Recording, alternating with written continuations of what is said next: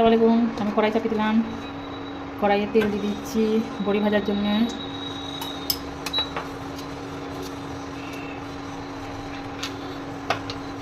তেলটা গরম হয়ে এসছে, এবার বড়িটা দিয়ে দিচ্ছি।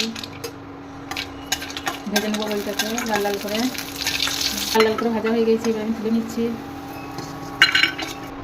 ওই তেলে কালো জিরে ফোড়ন দিয়ে দিচ্ছি।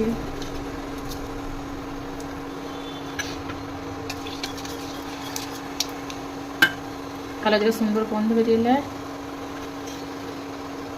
এবারে একটা তেজপাতা, রসুন থেতো করা দিয়ে দিলাম, শুকনো লঙ্কার ফোড়ন,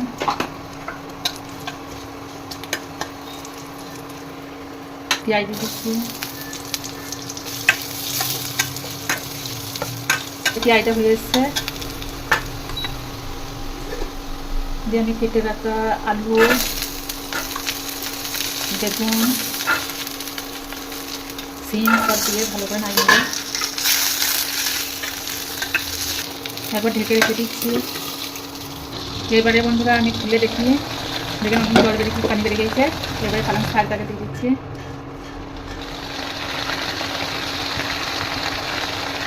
পালং শাকটাকে দিয়েও ঢাকা দিয়ে রেখে দেবো খানিকক্ষণ। এবারে ঢাকা খুলে দেখছি এখনও পানি আছে। এবারে নুন আর ভেজে রাখা বড়িটাকে দিয়ে দেবো। নুন দিয়ে দিলাম স্বাদ মতো, চিনি দিয়ে দিলাম পরিমাণ মতো। এবার ভেজে রাখা বড়ি দিয়ে দিচ্ছি, ভালো করে নাড়িয়ে নিচ্ছি। আবার ঢেকে রাখবো খানিকক্ষণ, ওই পানিতেই সব সেদ্ধ হয়ে যাবে।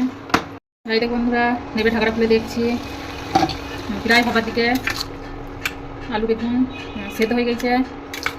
আলু সিম বেগুন সেদ্ধ হয়ে গেছে। এবার একটু আমি সবজির মশলা দিয়ে নামিয়ে নেবো, ভালো করে মিক্স করে দিচ্ছি।